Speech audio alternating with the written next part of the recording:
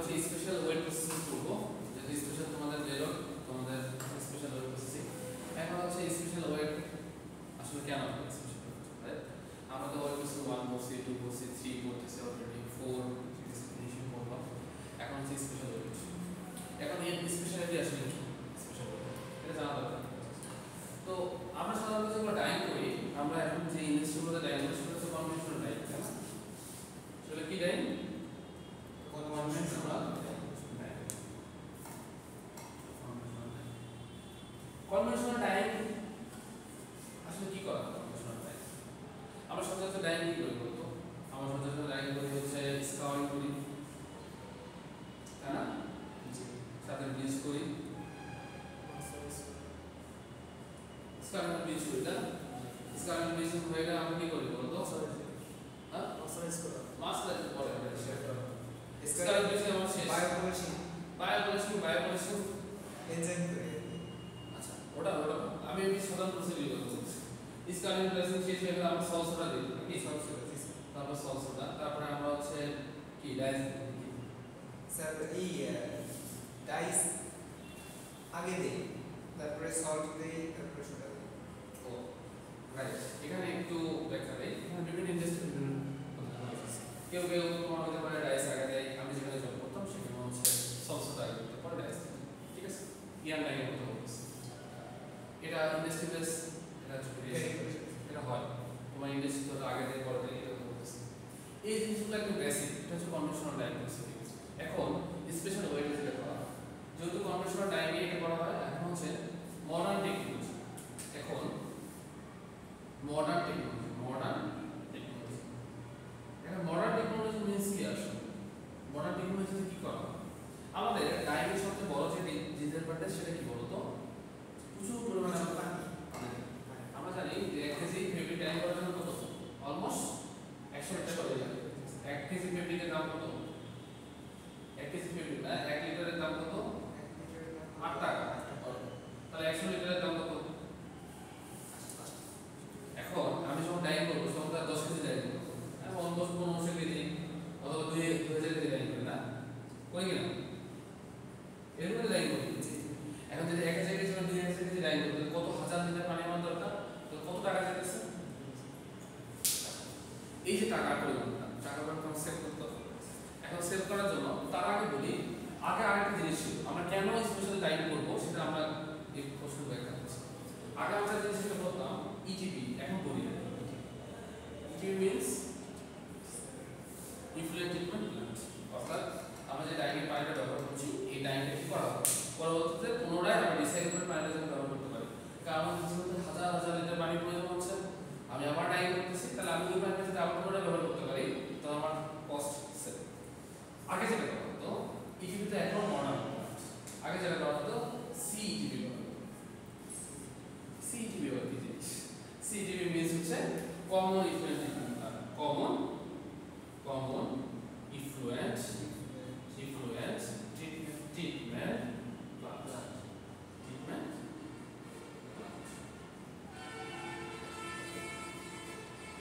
ঠিক আছে?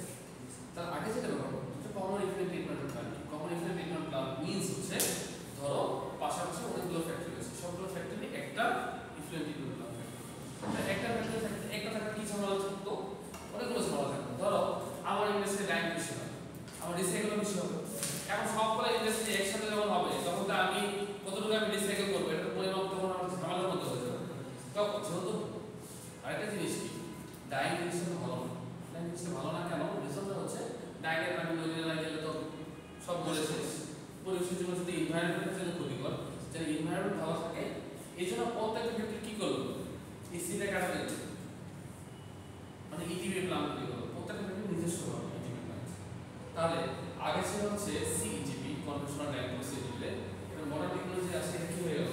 ইটিপি। এখন মডার্ন টেকনোলজি যারা হচ্ছে টেক্সটাইল গবেষণা করে, তারা রিসার্চ করে, তারা চিন্তা করলো যেহেতু ডাইংয়ে হিউজ পরিমাণ পানি লাগে, তাহলে আমি পানিটাকে কিভাবে কমাই দেবো? পানি ছাড়া ডাইং করা যায়, পানি ছাড়া অসম্ভব। তার মধ্যে এই যে টেকনোলজিগুলো, তার মধ্যে একটা ওয়াটারলেস ডাইং প্রসিডিউর আছে, বুঝতেছো? ওয়াটারলেস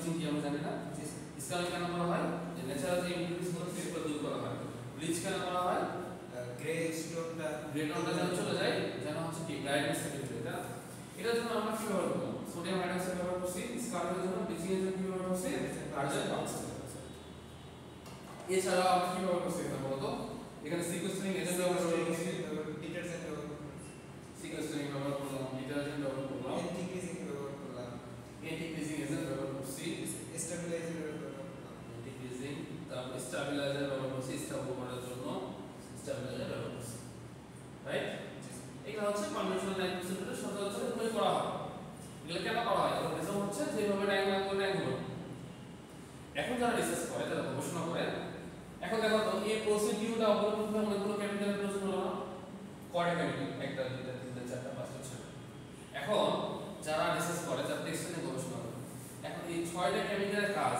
যদি একটা কেমিক্যাল হয় মাল্টিফাংশনাল অ্যাসিড এই জন্য এখন নতুন অ্যাসিড কি মাল্টিফাংশনাল অ্যাসিড কি আসছে মাল্টিফাংশনাল অ্যাসিড এখন ইন্ডাস্ট্রিগুলো অলরেডি প্রয়োগ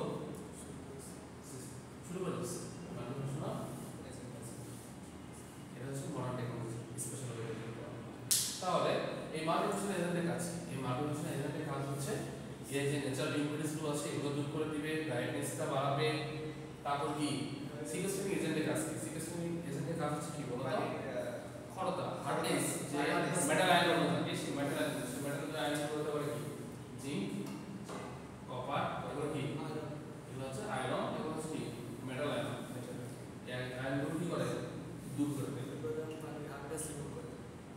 হার্ডনেস যেটাকে বলা প্রাইমারি সেকেন্ডারি তারা পার্মানেন্ট হার্ডনেস সো এই জিনিসগুলো দূর করে তাহলে এই জিনিসগুলো এই জায়গাতে গবেষণা করা হচ্ছে এই গবেষণা করে দেখা গেল যে মাল্টিফাংশনাল এজেন্ট আমরা ব্যবহার করলে ছয়টা কেমিক্যালের কাজ একবার করতে পারবো ছয়টা কেমিক্যালের কাজ যদি একবার করতে পারে তাহলে আমাদের কি save time save chemical cost save না কেমিক্যাল কস্ট সেভ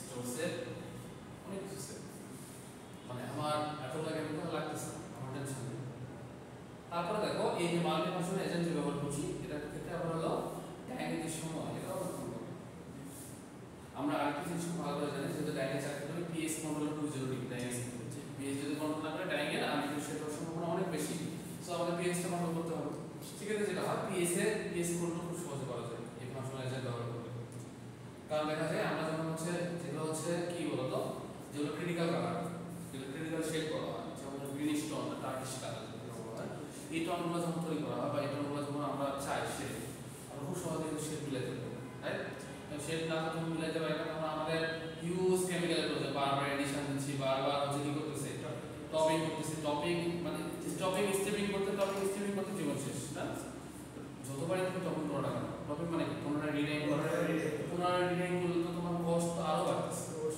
তো আরেকটা জিনিস করা হয় যে এখন ফ্যাক্টরিগুলো যেটা থেকে সবথেকে বেশি নজর দিচ্ছে সেটা হচ্ছে আরেকটা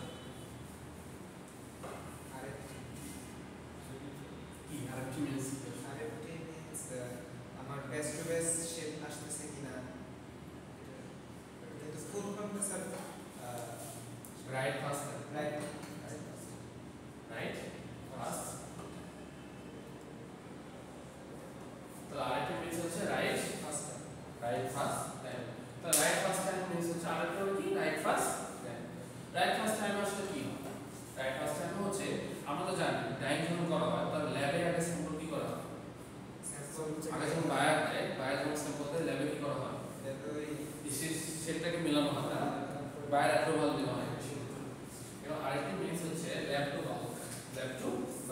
পড়া কি বোঝা যায় জি স্যার ক্লিয়ার আচ্ছা ল্যাব টু এখন আমি ল্যাবে যে রেসিপি নিব স্বাভাবিক ল্যাব থেকে কিছু রেসিপি বানাতে হবে বাল্কে কিন্তু আমি ল্যাবে যেভাবে রেসিপি মিলাইছি বাল্কে আমার রেসিপি প্রথমবারে যে টাইম করবো প্রথমবারে সেটা মিলে যাবে এটা হচ্ছে আরেকটি যদি এটা হয় আরেকটি হয় তাহলে কি আমার কস্ট একদম সেভ না এখন যে যেটা হয়েছে এখন এটা যখন কি ভালো হচ্ছে তোমার মনে হয় এটা হওয়ার জন্য যেটা উচিত সেটা হচ্ছে যেটা হওয়ার জন্য যেটা উচিত সেটা হচ্ছে ল্যাব তুমি যখন ল্যাবে যখন তুমি এক্সপেরিমেন্ট করবা যখন তুমি সেটা তুমি মিলাবা তখন কি হবে তোমার সেটা তখন কি তোমার উপর ডিপেন্ডেন্ট কারণ কি তুমি এখন হচ্ছে একটা রেসিপি নিছো রেসিপি নিয়ে তুমি মিলাইছো যে করা হয় না, মোটামুটি কি করা হয় বলতো চারটা, চারটা বা পাঁচটা, কারণ ধরো এ বি সি ডি এভাবে ক্যাটাগরি করা হয়। কারণ কি আর রেসিপি কি করা হয় কয়টা কালার, রেড ব্লু আর হচ্ছে ইয়েলো, প্রাইমারি কালার, এই তিনটা কালার দিয়ে শেড মিলানো হবে, তাই তাহলে এটার কাছাকাছি ধরো একবার 0.5 নিলাম, 0.4, 0.3, ধরো একবার এটা বানালাম, এটা আবার কমালাম, এটা আবার বানালাম, এভাবে চারটা ভেরিয়েশন দিয়ে আমরা শেড মিলানো। এই জন্য যেটা করা হয় তোমরা খুব ভালো করে খেয়াল করবা সল্টটা যোগ করা। তোমরা যদি ডায়াগ্রাম মানুষ আরো ভালো জানার কথা, কিছু কিছু ইন্ডাস্ট্রি সল্ট হচ্ছে বস্তা ধরে ফেলে দেবে, এটা আসলে উচিত না। কিছু কিছু জায়গায় সল্ট যে লবণ, লবণ একবার বস্তা ধরে ঢালা দেয়, অনেকে আছে এরকম ইন্ডাস্ট্রি, যেমন আমি যেটা ছিলাম সল্ট, এখন সল্ট দেওয়া যাবে, সল্ট দিলে খুব বেশি সমস্যা হয়। Soda, soda ash, soda dosing এ দিতে হবে কেন, তার রিজন কি, এটা এই জন্য না আসে soda ash reason sir soda অ্যাশটা আমার কালারটাকে ফিক্স করতেছে, তো ওটা যদি একবারে যায় কোন জায়গা দিয়ে ফিক্স করবে কোন জায়গা দিয়ে করতে পারবে না। খুবই ভালো একটা পয়েন্ট। সোডা অ্যাশ যখন আমি দিব, এটা হচ্ছে ডোজিং দিতে হবে, হয়তো প্রথম স্টেজে হয়তো 30%, পরে 70%। এটা দেওয়ার উদ্দেশ্য এখন হতে পারে এরকম, যেহেতু যেখানে এই কালারটা পড়বে, সোডাটা পড়বে, সেখানে কালার ফিক্সড হয়ে যাবে। এখন তুমি একবারে যখন ঢেলে দেবো কাপড়ের গায়ে, যতটুকু জায়গা ছড়িয়ে পড়বে ততটুকু জাস্ট কালার ধরবে, বাকি জায়গাটা আমার কালার ধরবে না। এই কথা কেন বললাম, ল্যাবে যখন আমি ওই স্যাম্পলের মধ্যে আমি যখন সোডা অ্যাশ বসাবো, তখন আমি পরীক্ষার ফ্লাক্সের গায়ে দিব, তাহলে ওটা কি হবে, ওটা একসাথে পরে চারদিকে ছড়া যাবে। যদি আমি যদি উপর থেকে ধরে এরকম গায়ে কাপড়ের উপর ফেলে দেই, তখন কি হবে, কাপড়ে যে জায়গা পড়ছে তখন তাই এই জন্য যেটা করা হয়, এই যে বাল্বে আমার শেড মিলানোর জন্য ল্যাব কেন অনেক রেসপন্সিবল। ল্যাবের মধ্যে একটা শেড আমাকে রেসিপি দিয়ে দিয়েছে যে এই রেসিপি অনুযায়ী মিলালে হবে, মিলানো তো এই জন্য ল্যাব ভালো হওয়া উচিত। মানে আমার পার্সোনাল অভিজ্ঞতা, আমি প্রায় 1 বছর মতো ছিলাম, আমি দেখছি যে ল্যাবে যখন হচ্ছে আমার স্যাম্পল আমাকে বাইরে ন্যাপথলিনের জন্য পাঠানো হচ্ছে, আমি যদি খুব কেয়ারফুলি নিই রেসিপিটা, তাহলে আমার বাল্বে কিন্তু খুব সহজে শেড মিলে যাবে। সামান্য ভেরিয়েশন হবে কম বেশি, তখন তো ওটা মেলানো যায়। বাট অনেক যখন ক্রিটিক্যাল যেগুলো শেড হয়, যেমন ব্ল্যাক কালার, যেগুলো শেড পার্সেন্টেজ অনেক বেশি, সেগুলো মেলানো কিন্তু অনেক চান্স শেড, তাহলে আমি তখন কী করবো, এজন্য ল্যাব বলা হচ্ছে, এই জন্য এই জিনিসগুলো কিন্তু খুব ভালো করে রাখা হচ্ছে। এই জন্য আসলে বলা হচ্ছে right first time. Right first time means আমি যে ল্যাবে যে রেসিপি করবো বাকি সেই রেসিপি হচ্ছে প্রথমবার দিয়েছে।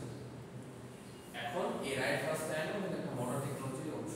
প্রত্যেকটা ইন্ডাস্ট্রি এখন কি করছে, আর একটু ধীরে ধীরে হচ্ছে। আর একটু হলে আমার ভালো, আমি বলতে পারি যে এসকিউ গ্রুপ আছে, এসকিউ গ্রুপ নাম শুনছেন না, এসকিউ এসকিউ ডোমেস্টিক ভালো যাবে। এই ইন্ডাস্ট্রি আমার জানা মতে 95% আরআরটি,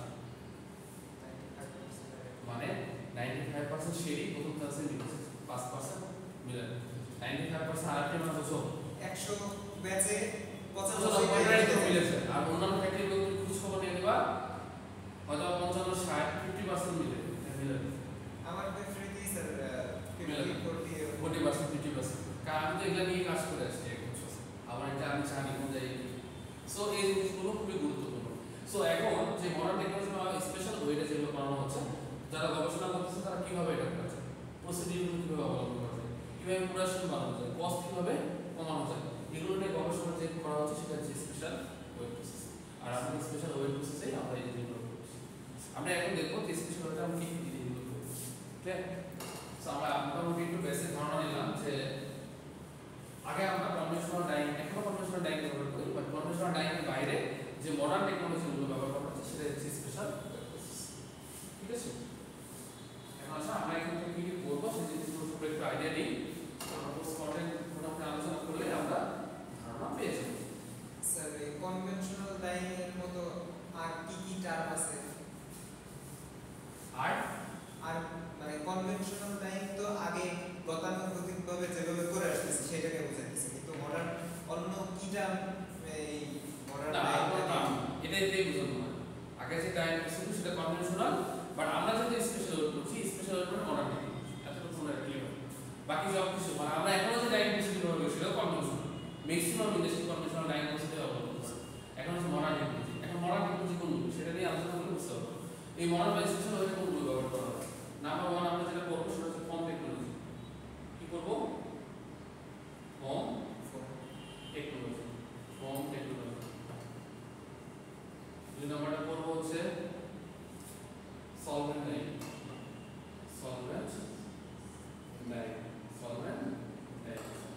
3 নাম্বারটা পড়বো হচ্ছে super critical fluid, super critical fluid, চার নাম্বারটা হচ্ছে ইটিপি।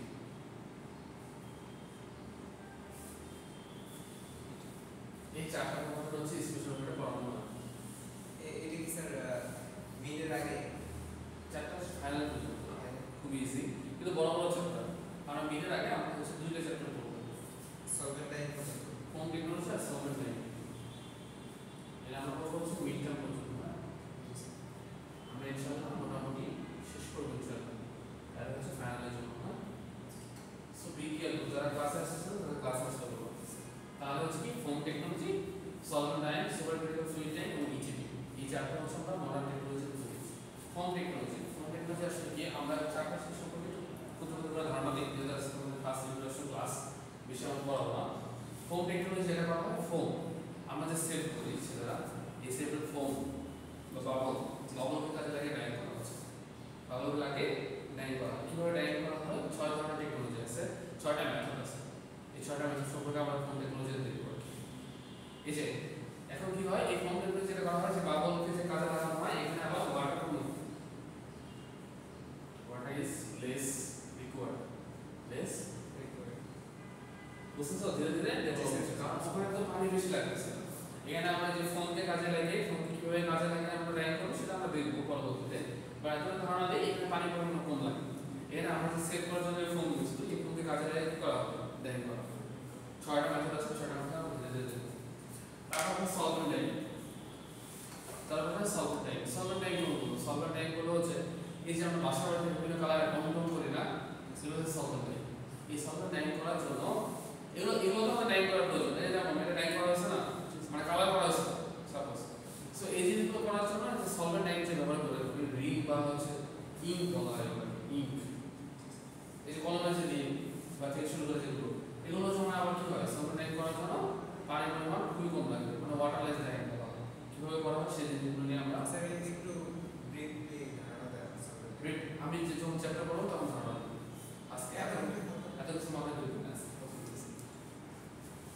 কতটা রাখবে আমি জানি, সমস্যা নেই, বিশেষ করে কোনো টেনশন নেই, এগুলো নিয়ে পড়া আছে। তারপরে আসা হচ্ছে সুপার ক্রিটিক্যাল ফ্লুইড। কি? এখানে আবার যেটা করা হয়, কার্বন ডাইঅক্সাইডকে কাজে লাগিয়ে ডাইং করা হয়। কার্বন ডাইঅক্সাইডকে কাজে লাগিয়ে ডাইং করা হয়। কিভাবে করা হয় সেটা আমরা দেখব। কোনো প্রান্তিক তাপমাত্রা এবং চাপ সম্পর্কে ধারণা আছে? উচ্চ চাপে কার্বন ডাইঅক্সাইড প্রান্তিক তাপমাত্রা ও চাপ হচ্ছে 31.1, কত? 31.1, অর্থাৎ এত ডিগ্রির মধ্যে ডাইং করা সম্ভব। যদি আমি সুপার ক্রিটিক্যাল ফ্লুইড ট্যাঙ্কে কার্বন ডাইঅক্সাইডে ডাইং করি, তাহলে 31.1 ডিগ্রি সেন্টিগ্রেডে আমি ডাইং করতে পারবো। তুই এখন চিন্তা করো, এমনি সচরাচর কটন ডাইং করতে 60 ডিগ্রি লাগে, ডাইরেক্ট লাগে 98 ডিগ্রি, আর হচ্ছে পলিস্টার 135। সেটা যদি আমি সুপার ক্রিটিক্যাল ফ্লুইড ডাইং করি, কার্বন ডাইঅক্সাইড যদি ব্যবহার করি, সেখানে 31.1 ডিগ্রি সেন্টিগ্রেডে আমি ডাইং করতে পারতেছি। এটা ভালো নাকি না? ভালো। এটা একটা ভালো টেকনোলজি আছে। কার্বন ডাইঅক্সাইড গ্যাসের কাজে লাগে, এখানেও পানি লাগে, পানির পরিমাণ কম লাগে। এতটুকু বলা অদ্ভুত আসছে যে পানি লাগে, কিন্তু পানি পরিমাণ খুব কম, বাকি কেমিক্যালের পরিমাণ কম লাগে। ঠিক আছে, এটা একটা মডার্ন টেকনোলজি অংশ। সুপার ক্রিটিক্যাল ফ্লুইড আমরা দেখবো যে কার্বন ডাইঅক্সাইড কিভাবে কাজে লাগে ডাইং করা হয়, সেটা প্রান্তিক তাপমাত্রা বলা হয় 31.1 ডিগ্রি, এর মধ্যে ডাইং শুরু। তারপর আছে 4 নম্বর আছে ইটিপি। ইটিপি একটা বৃহৎ একটা সেক্টর। ইটিপিটা অনেকগুলো হয়। ইটিপি কয় ধরনের ট্রিটমেন্ট করা হয়? 4 ধরনের ট্রিটমেন্ট করা হয়। একটা হচ্ছে প্রাইমারি, সেকেন্ডারি আর tertiary. Secondary, tertiary, primary treatment, secondary treatment, আর হচ্ছে টারশিয়ারি ট্রিটমেন্ট। আর একটা আছে কি মডার্ন টেকনোলজি, মডার্ন অথবা অ্যাডভান্স ট্রিটমেন্ট।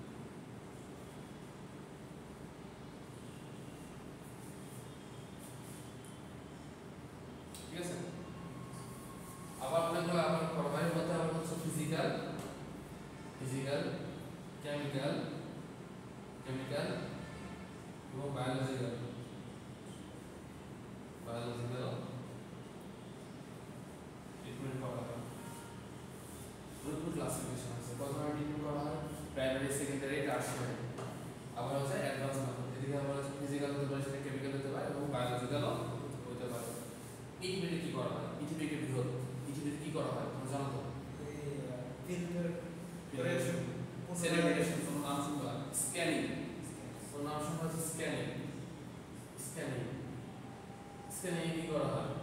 Sedimentation, sedimentation. তারপর হচ্ছে কি? Filtration, filtration. তাহলে হচ্ছে কি? Filtration, scanning, sedimentation. যেটা ফিল্টারেশন, স্ক্যানিং এবং সেডিমেন্টেশন, রাইট? স্ক্যানিং এ কি করা হয়? স্ক্যানিং এ যেটা করা হয় স্কেল ম্যানিপুলেশন। স্কেল মানে হচ্ছে কি? তোমরা মাঝে মাঝে দেখবা তোমরা শরবত তৈরি করো, শরবত কি ছাঁকনি দিয়ে ছাঁকা, কেন ছাঁকা? যে অবশিষ্ট বা অপদ্রব্য অংশটা যেন না থাকে, না থাকলে কি হবে? ভিতরে গেলে ময়লা থাকে, তো স্কেলিং যেটা করা হয় সেটা হচ্ছে কঠিন পদ্ধতি। যেমন আমি ডাইং করতেছি, ডাইং করা হচ্ছে সেটা পানি যেতে এমন না, ছোট ছোট কাপড়ের টুকরা যেতে পারে, বড় বড় কঠিন পদ্ধতি যেতে পারে, বা মেটাল আয়ন যেতে পারে। তো স্ক্যানিং করা হচ্ছে সেখানে হচ্ছে কি থাকে, এরকম হচ্ছে জাল থাকে, জালে যায় হচ্ছে তার কি পানিগুলো নামে যায়, বড় বড় যদি অংশ থাকে ওই স্ক্যানিং এ যায় কি হয়ে যায়, আটকা পড়ছে। ঠিক আছে, এগুলো এই প্রসেসগুলো। তারপর হচ্ছে সেডিমেন্টেশন হয়, আমাদের সেডিমেন্টেশন হবে কি? আবার কোয়াগুলেশন হয়। কোয়াগুলেশন মানে অনেকগুলো পন্ড আছে তোমরা দেখবে পুকুরের মধ্যে, ওখানে কি হয়? কেমিক্যাল প্রয়োগ করা হয়। কি প্রয়োগ করা হয়? কেমিক্যাল প্রয়োগ করা হয়, বিভিন্ন কেমিক্যাল দেওয়া হয়, ফসফরাস ব্যবহার করা হয়, পটাশিয়াম ব্যবহার করা হয়, কেমিক্যালগুলো ওয়ার্ডটা কি? হ্যাঁ, সি কোয়াগুলেশন, কোয়াগুলেশন, কোয়াগুলেশন, কোয়াগুলেশন। বিক্ষিপ্ত হয়, কোয়াগুলেশন মানে বিক্ষিপ্ত হয়ে ছোটাছুটি করে, কোয়াগুলেশন হয়। অর্থাৎ দেখবা যখন হচ্ছে পুকুরের মধ্যে যখন হচ্ছে একটা পানি খাবে, স্ক্যানিং হবে, তো পানিগুলো যায় ছড়ায় যাবে চারিদিকে। তুমি দেখবা যে বর্ষাকালে যখন বৃষ্টি হয় বা নদীর দিয়ে দেখো তখন অনেক জোরে হচ্ছে ঢেউ আসে, সে নদীর মধ্যে ঘুরপাক খেয়ে দেখবা, ঘুর খায় না, জায়গায় পানির মধ্যে এরকম গ্যাস হয়, এটা হলো কোয়াগুলেশন, বিক্ষিপ্ত হবে ছড়ায় যাবে, এই জিনিসগুলো হয়। তারপর হচ্ছে সেডিমেন্টেশন হবে, স্ক্যানিং হয়, ফিল্টারেশন হয়। ফিল্টার মানে তো বুঝো, ফিল্টার হয়ে যাবে। এই ফিল্টার হওয়ার প্রসেস এত আগে না, মানে আমি জাস্ট বললাম আর কি, এটা অনেকগুলো প্রসেস আমরা দেখবো। এই ফিল্টার যখন হবে দেখবো যে বিশুদ্ধ যে পানিগুলো একটা সাইডে চলে যাবে, আর অপরিশুদ্ধ যেগুলো সেগুলো হচ্ছে আলাদা জায়গায় চলে যাবে। এই জিনিসগুলো কথা বলা হয়েছে, এগুলো কিছু ফ্লো চার্ট আছে, ইটিপি একটা বৃহৎ বড় ফ্লো চার্ট আছে, ওটা একটু মুখস্থ করতে হবে। এগুলো ক্ষেত্রে আমি ইটিপিতে কি করা হয়? ইটিপিতে অনেক জিনিস করা হয়, তার মধ্যে একটা হচ্ছে বিওডি, সিওডি, ডিও, এগুলো বুঝো তো নাকি? BOD মানে হচ্ছে biological oxygen demand, biological oxygen, biological oxygen. COD means হচ্ছে কেমিক্যাল অক্সিজেন ডিমান্ড। DO মানে হচ্ছে dissolved oxygen, dissolved।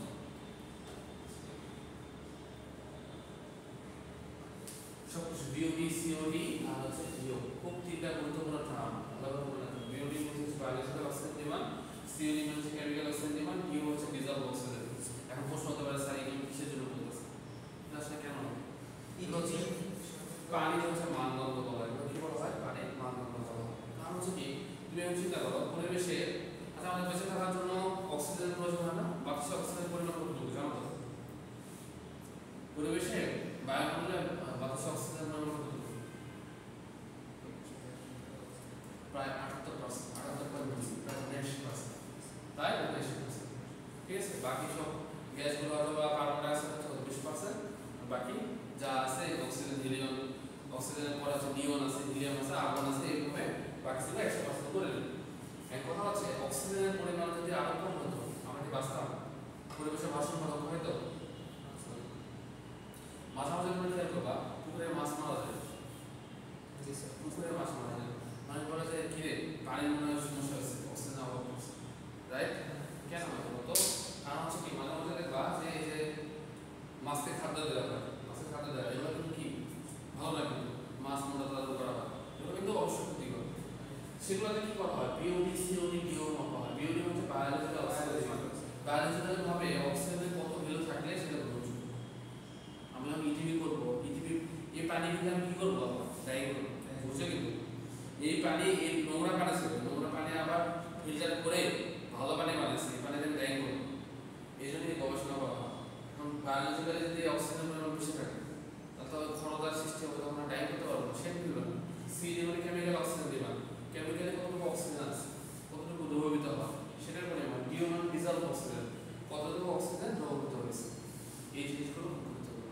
বিওডি এগুলো হচ্ছে ভ্যালু যদি আমরা ঠিকঠাক মতো মানদণ্ড না করতে পারি তাহলে কি হবে, ডাইভে শেড স্যার কিছু বন্ধু বলছে যে ইটিপি যখন আর কি অডিট হয় তখন চালু করে অডিট শেষ ইটিপি বন্ধ করে দেয়, এর কারণ কি? ইটিভি, ও আচ্ছা, এখন কথা বলি। ইটিভির একটা কস্ট আছে, ইটিভিরও একটা কস্ট আছে, রিসাইকেল। এখন ধরো কোনো একটা ইন্ডাস্ট্রি এসে ইটিভি খুব বেশি ভালো না, কিন্তু একটা জিনিস আমি বলতেছি, আমরা হচ্ছে বারবার বলি না যে হচ্ছে পরিবেশের জন্য ভালো না, ফ্যাক্টরি ভালো না, তাহলে আমাদের কি করতে হবে? Green factory, green factory, green factory এক দুই ফ্যাক্টরির নাম বলতে পারবো?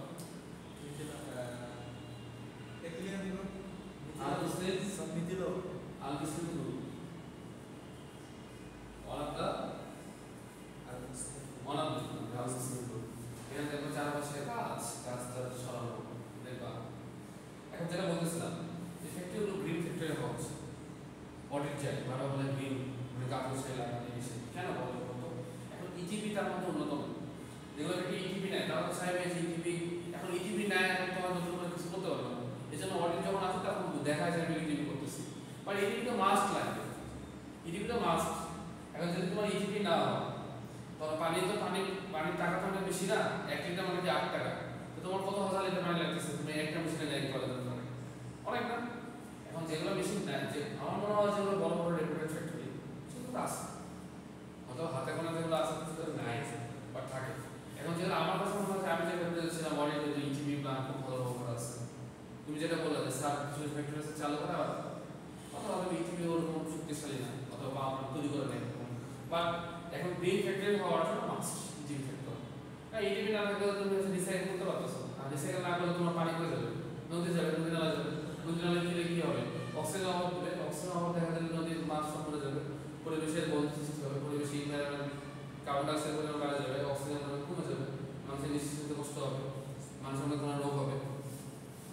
এটা কেন আমরা যে ডাইনিজে ডাইস কেমিক্যাল ব্যবহার করি, তুমি যখন একটা হট ডাইস কেমিক্যাল দেয় সেটা কি ভালো? মাস্ক কেন ব্যবহার করা হয়? কারণ কি বলতো, আমাদের যদি ডাইস কেমিক্যালগুলো দেওয়া উচিত বা ব্যবহার করা উচিত, এই ডাইস কেমিক্যালগুলোর পরিমাণ একটা নির্দিষ্ট পরিমাণটা আছে, এগুলো পরীক্ষা করা উচিত। ধরো আমি দিয়ে গ্যাসে ডিসপার্সার ইউজ করি পরিষ্কারের জন্য,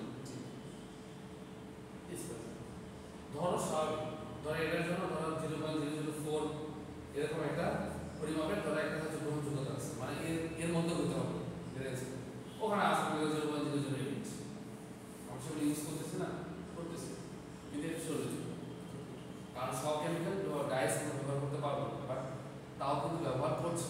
কেন ব্যবহার করছে?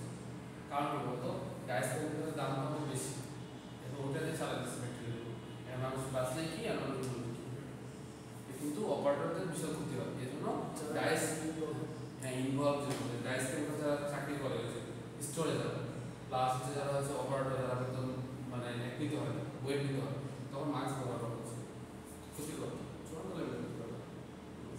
কিন্তু আমাকে মানি মানতেছে না, তো কখনোই মানি না। কোন ডাইস, আরে ডাইস বলেই হলো, ডাইস শর্ট করলে আবার দৌড়ে যায়, আনা লাগতেছে, কি হচ্ছে, এত দেখা টাইম আছে ফ্যাক্টরির মূল্য তো মানে সময় মূল্য অনেক বেশি, একটা শেড না আমাদের বলে মাথা নষ্ট হয় না, মানুষের মূল্য কি বাঁচতে দেখা হবে, বাট এই জিনিসগুলো কিন্তু করা হচ্ছে না, হলে কিন্তু হবে। এই জিনিসগুলো আমরা সবাই তাহলে এই আপনার ফোম টেকনোলজি এগুলোতে পানি কম লাগবে, এখনো এগুলো মানে কি শুরু হয়নি? শুরু রাইট, খুবই ভালো কোশ্চেন। শুরু না হওয়ার রেজাল্ট কি জানো, এই জিনিসগুলো এখনো গবেষণা চলতেছে, ছোট আকারে কেবল আসতেছে। আবার একটা ঝামেলা আছে বলতে কি, এখন ধরো কোন টেকনোলজি হুট করে ব্যবহার করবো, এখন ধরো আমি তো হুট করে আমি কোনো কিছু ইমপ্লিমেন্ট করতে পারি না। আজকে তোমাকে আমি বললাম যে কাকে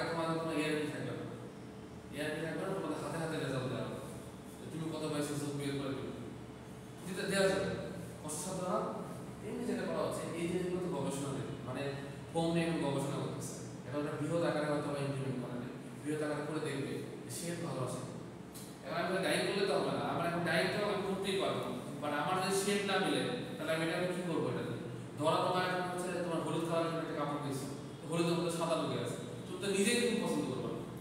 কথা বলছি শেড মিলানোর মতো একটা প্রসেস দিতে না। এখন ধরো তুমি শেডই এখন মিলতেছে না, ধরো কোন টেকনোলজি ব্যবহার করছে, আমি বলতেছি যে আমি অবশ্যই কথা বললাম যে কোন টেকনোলজি ভালো, এটা এখন ব্যবহার করছে একটা। আগে যে মাল্টিভার্সনালাইজেশন ব্যবহার করা হতো, এখন ধীরে ধীরে করা হচ্ছে ফ্যাক্টরিগুলো। কেন করতেছে? এটা দেখতেছি যে ভালো, ব্রাইটনেস ভালো আসতেছে, ন্যাচারাল ইনফ্লুয়েন্স দূর হয়ে যাচ্ছে, তাহলে আমি ব্যবহার করতে কি 6টা কেমিক্যালের কাছে একদিন করে ফেলবে, ভালো। তাহলে আমার কোন টেকনোলজি এখন গবেষণা চলতেছে, বা সলভেন্ট ডাইং নিয়ে গবেষণা চলতেছে, বা সুপার ক্রিটিক্যাল ফ্লুইড ডাইং নিয়ে গবেষণা চলতেছে, তাহলে গবেষণা করে এখন দেখবে এটা বৃহৎ আকারে ইন্ডাস্ট্রিগুলোতে ইমপ্লিমেন্ট করা যাবে। যদি ইমপ্লিমেন্ট করা যায় তাহলে আমি অবশ্যই ইউজ করবো। এই জন্য এখন এই জিনিসগুলো এখন বৃহৎ আকারে এখন আসছে এখন এগুলো গবেষণা ইন ফিউচার অবশ্যই আসবে।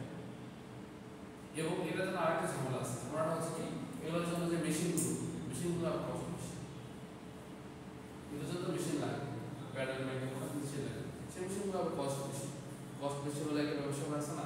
এখন কষ্ট যদি বেশি হোক, বাট শেড যদি একবারে মিলে যায় এটা তো প্লাস না, কারণ আলটিমেটলি যদি একবার শেড তুমি একবারে মিলাতে পারতেছ না, অনেক অ্যাডিশন দেওয়ার একটা টপিক দিতে হবে, সময় একটা ব্যবসা করা সবকিছু, তো সবকিছু মিলাই যদি ঠিকঠাক হয় তাহলে ইন ফিউচার আমরা দেখতে পাবো। কেন দেখতে পাবো? অবশ্যই আমরা দেখতে পাবো, যেহেতু এগুলো নিয়ে যেহেতু পড়াশোনা হচ্ছে, স্টাডি হচ্ছে, রিসার্চ করা হচ্ছে, তাহলে অবশ্যই ইন ফিউচার এগুলো আসবে। তোমার যে বায়োপলিউশনের কথা বললাম, সিনজিং আর বায়োপলিউশন কিন্তু সেম জিনিস। আমরা অনেক টেক্সটাইল যারা পড়াশোনা যায় না, আমাকে বলা হচ্ছে সিনজিং এর কাছে, হুট করে তোমাকে বায়োপলিউশনের কাছে তো বলতে পারবো। আমি তোমাকে আজকে বলি 100 জনের মধ্যে 80 জন টেক্সটাইল ইঞ্জিনিয়ারকে তুমি জিজ্ঞেস করবে বায়োপলিউশন কি পারবে, কিন্তু সিনজিং যেটা বায়োপলিউশন সেটা আরেকটা জিনিস আছে, আরেকটা বলে আসলে তোমাদের শেষ করবো, সেটা হচ্ছে লিকার রেশিও। তোমরা তো জানো ডাইং করার জন্য লিকার রেশিও গুরুত্বপূর্ণ না। এখন আমরা বলতে পারবো লিকার রেশিও কম হওয়া ভালো না বেশি হওয়া ভালো? বেশি হওয়া ডাইংয়ের জন্য ভালো, কিন্তু বেশি হওয়া কোম্পানির জন্য কস্টলি বেশি। এটা নিয়ে গবেষণা চলতেছে। হ্যাঁ, লিকার রেশিও আমরা সবসময় ইন্ডাস্ট্রিগুলোতে ব্যবহার করি 1:10, হ্যাঁ 1:10, অনেক ফ্যাক্টরি 1:8 ব্যবহার করে, আমাদের ওখানে 1:7, অনেক ফ্যাক্টরি 1:6 ব্যবহার করে, 1:7 ব্যবহার করে, কিন্তু সবচেয়ে বেশি যেটা ব্যবহার করে 1:8 অথবা 1:10। এখন কথা হচ্ছে স্যার 1:10 বা 1:8 আমি ব্যবহার করছি, এখন আমি লিকার রেশিও কমাই দিলাম, তাই হবে না? যেমন শেড যদি ভালো না হয়, তুমি যে শেড দিলা সেই শেড বাইরে ফেলে লাভ হবে? সো এটা নিয়েও গবেষণা করছে, লিকার রেশিও কমায় কিভাবে ডাইং করা যায়, লিকার রেশিও কমায় ডাইং করা যায়, এবং ডাইংয়ের গুণগত মান কিভাবে ভালো থাকা যায়, কিভাবে শেডটা ভালো থাকে, সেটা নিয়েও গবেষণা করছে। ইন ফিউচারে আমরা দেখবো যে লিকার রেশিও কমায় আমরা ডাইং করতেছি, কিন্তু আরেকটা জিনিস মনে রাখবে, যেগুলো শেড পার্সেন্টেজ বেশি সেগুলো আবার লিকার রেশিও কমায় আমরা ডাইং করতে পারবো না। ধরো ব্ল্যাক কালার শেড পার্সেন্ট কত থাকে ব্ল্যাকে? 6 এর উপরে, 6 এর উপরে। তা আমরা জানি যে শেড পার্সেন্ট কত ধরনের? 3 ধরনের, লাইট, মিডিয়াম, ডার্ক। লাইট হচ্ছে কত? 0.1 থেকে 0.5 পর্যন্ত, হ্যাঁ 0.6 থেকে 1.5 পর্যন্ত আপনার মিডিয়াম, 1.5 থেকে 3 পর্যন্ত হচ্ছে ডার্ক, আর এক্সট্রা ডার্ক যেটা বলা হয় স্পেশাল এগুলো পড়াইছে তোমাদের পড়ে। বাট যেহেতু ব্ল্যাক কালার এটা চাইলেও আমি কিন্তু লিকার রেশিও করতে পারবো না, যেহেতু শেড পার্সেন্ট অনেক বেশি, তত আমার ডাইংয়ের শেডই হবে না, গলা ঘুরবে না। সেই এগুলো নিয়ে গবেষণা করতেছে। ইন ফিউচারে আমাদের এই ক্লাস ঠিক আছে, এই হলো মোটামুটি তোমার ইন্ট্রোডাক্টরি ক্লাস। ঠিক আছে, নেক্সট ক্লাসে আমরা কোন টেকনোলজি কিভাবে করা হয়, কম্পিউটার মেথড সম্পর্কে আমরা বিস্তারিত ক্লাস ক্লিয়ার। আজকে পর্যন্ত আমরা বুঝা গেছে যে আসলে স্পেশাল করার উদ্দেশ্য কি, আসলে কনভেনশনাল ডাইং প্রসিডিউর থেকে সরে এসে এই যে মডার্ন টেকনোলজিগুলো এই টেকনোলজি ব্যবহার করে কিভাবে ডাইং করা যায়। ওকে, কোনো কোশ্চেন আছে?